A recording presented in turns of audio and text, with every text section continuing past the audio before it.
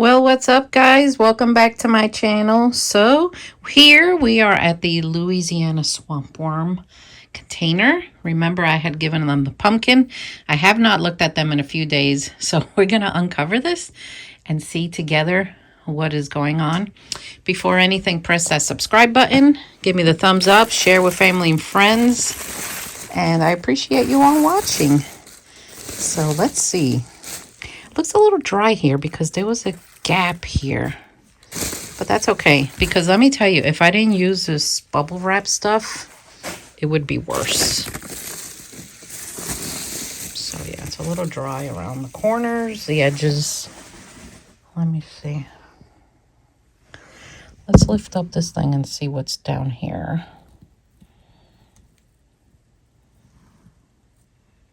Well, I see a few worms there. I hope that's better. I had to clean the lens off a little bit. Just looked weird. Oh boy, look. Look. The pumpkin seeds are sprouting already. Oh boy, that's a big root. That goes to show you how fertile this stuff is. Feels good. The Louisiana swamp worms, they love to hang out right on the surface. I mean, look, you just go like this and they're like right there. All right. So let's see. What are we going to find? Oh, boy. They're definitely going in and out. Oh, that feels so weird. Oh, yeah, they're starting to dig into this. And there's quite a few of them down here. Believe it or not, this feels drier than what I expected. I'm definitely going to wet this. But they're definitely enjoying the pumpkin. Look at them. How cute. Oh, gosh, I had to take a picture of that. It's probably going to be my thumbnail. That is so awesome. I love these little guys. I really do. They're one of my favorite worms. So let's cover them up. I am going to wet this down. This is like ridiculously dry for my taste. I mean, it's okay. But, yeah. Look, they're just right here. The surface. All right, let's check this one out. Oh boy. You know what I find strange? I'll do experiments like this, and one of the pumpkins, and I've done it also with watermelon, gets more attention from the worms than the other one. I wonder why. They're the same. I wonder if they decompose at different rates, like to where one favors the other. Yeah, look, we got sprouting seeds. I just look, there's definitely more worms on this side for some reason. That's definitely really weird. Oh, yeah, there's more worms in there for sure. Look at them. Let's see if I could point the light in there. Yeah, they definitely are favoring this one over that one. I don't know why. That's kind of weird. We're just going to give it back to them. But before I do, I want to check on them. They're definitely loving that corn pellet bedding. There's coconut coir in here. I had put some shredded newspapers. You can see there's still pieces here. So I was recognized again by somebody.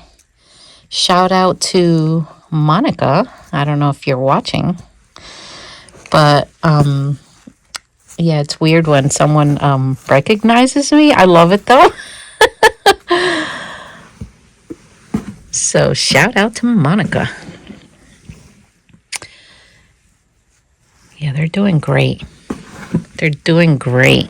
So let me know down below if you guys want a little bit of this bedding with the worms in it. Like, I sell it in these cups, and I'm going to put it really, really cheap. As long as you all pay for the shipping, I don't mind doing that. The shipping, priority shipping is about $8. So if you don't mind paying for the shipping, you know, I'll put a cup of this stuff like cheap. But I'm only going to have like a few portions.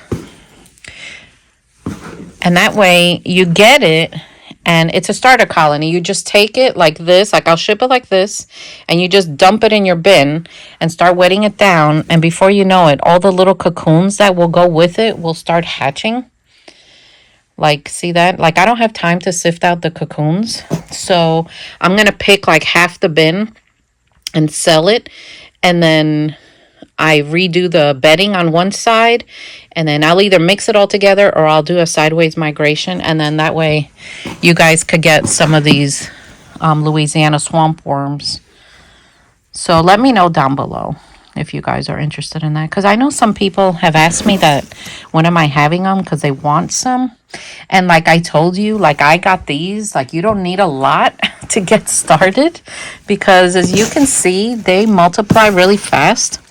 Plus, they will travel in their bedding, so it's their home. It's living. It's not a sterile environment. Now that the weather has gotten cooler, you know, I feel more comfortable doing that. So you all let me know down below. Now I keep a close eye on the temperature. If it's freezing, I hold off. I just do. I don't want them dying. But we'll see. And I'll always message you, you know, and I'll let you know. So sometimes when the weather's like that, you just have to wait a little bit. But they're definitely doing well. So someone asked me about mosquito dunks and mosquito dunk water. So I'm going to show you what I do with that. Because it really saves you a headache from having to deal with flying insects in your wormery, in your worm tower, you know, in your garage, wherever it is that you're going to keep them. It takes care of all those little pain in the butt flying things and save you a lot of time. Well, it looks like I ran out of mosquito dunks, so I'm going to have to order some for myself. But I'll tell you what to do with them. So they come in these rings. I'm going to give them a banana I ate. They come in these rings. And I take the ring and I cut it in 4 pieces. And I take one of those pieces and I put it in a gallon of water. I wait a few days and then I use that water to wet down all my bins. And mosquito dunks is like a BT bacteria. It won't hurt your worms. It won't hurt anything except the flying insects. And I could never have a wormery this big without having mosquito dunks, because I would have like a big problem in here. So that's basically what you do. It's not like hard. It's not a big deal. It just helps everything. It really does. So take a quarter of your little ring, you know, 1/4 of the ring, put it in a gallon of water, and then it's going to take a while to dissolve the mosquito dunk. So what I do is when I start getting low on the water, I just refill it. And I refill it and then I use it until the mosquito dunk is gone. And what I like about it is that it takes a while to dissolve. Now, something I used to do, and it wasn't cost effective. And Karen from Decine Gardens, she used to do the same thing as me. We figured this out. I don't know who figured it out first, but luckily it's done. We used to grind it into a powder and then sprinkle it in the worm bin. But when you have this many worm bins, it's not effective like that. It is effective, it works, but money-wise, it was not wise. So we started putting it in water, and it helps. It's meant for water anyway, but it takes care of any problems. So I ate a banana for breakfast. It is early today, so I'm just going to give it to them. So anyway, this is the, Louisiana swamp worms. So now let's go look at another worm. Oh, look, another cocoon. Where is it? There it is.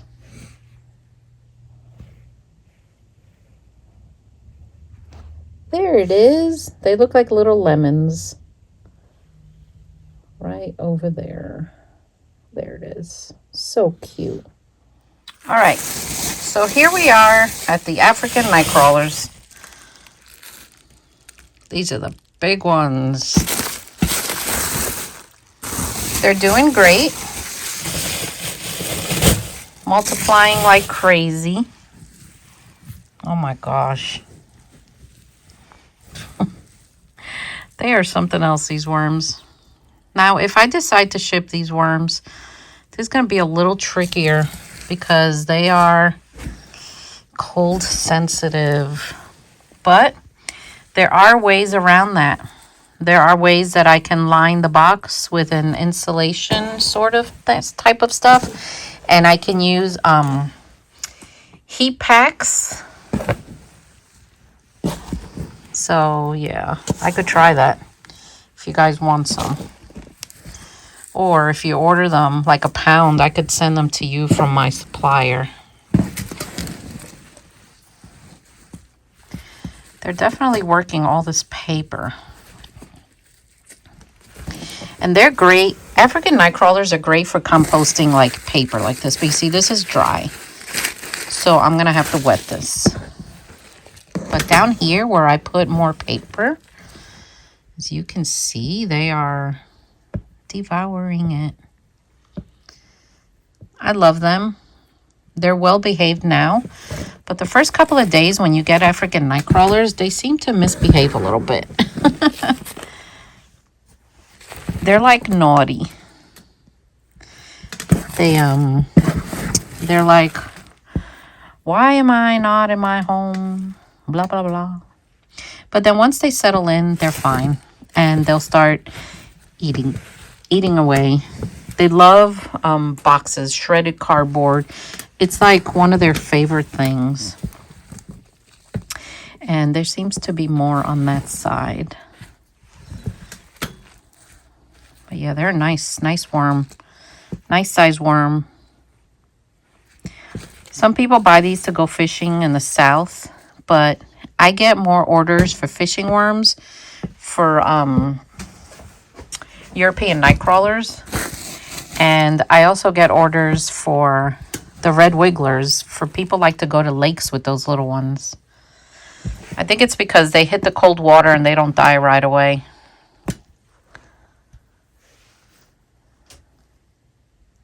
So look, you see like the little luminescence they have? They're a great worm.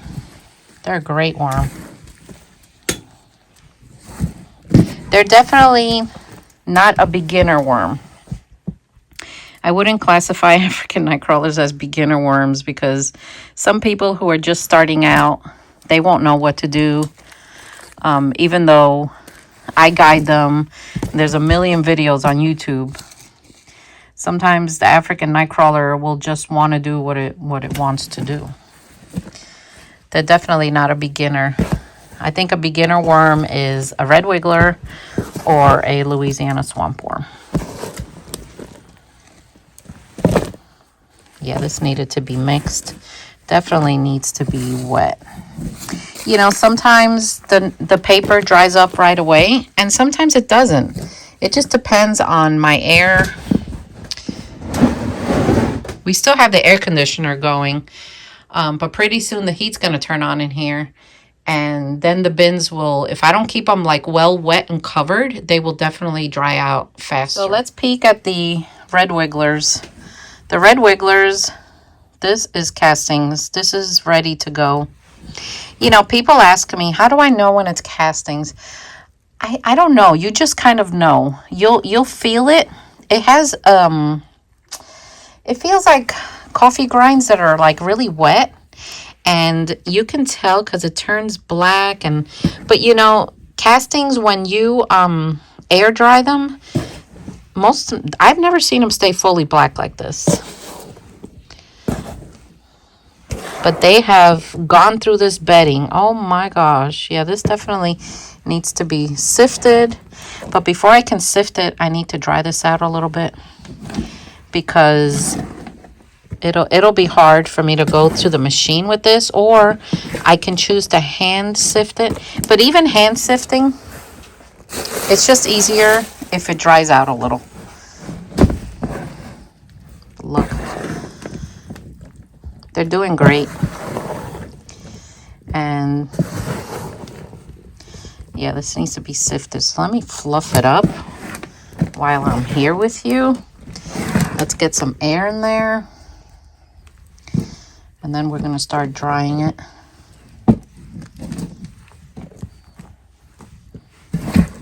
Yeah. I'm definitely not going to feed this bin again, because if I do, then I'll have to wait. But anyway, guys, thank you for watching. I'm glad you came with me to check on them. They're doing great. What is this purple thing? Oh, a piece of cabbage is still in here. I'm just going to leave it there. When more leaves start falling, I'll be feeding more leaves, and I'll show you how to do that. So anyway, guys, press that subscribe button, and I'll see you all next time. Take care. I found them. I found the mosquito dunks. Yay! So these are the ones I use. So I take one of these rings, and I cut it in 4. So you see, I broke it in 4 pieces.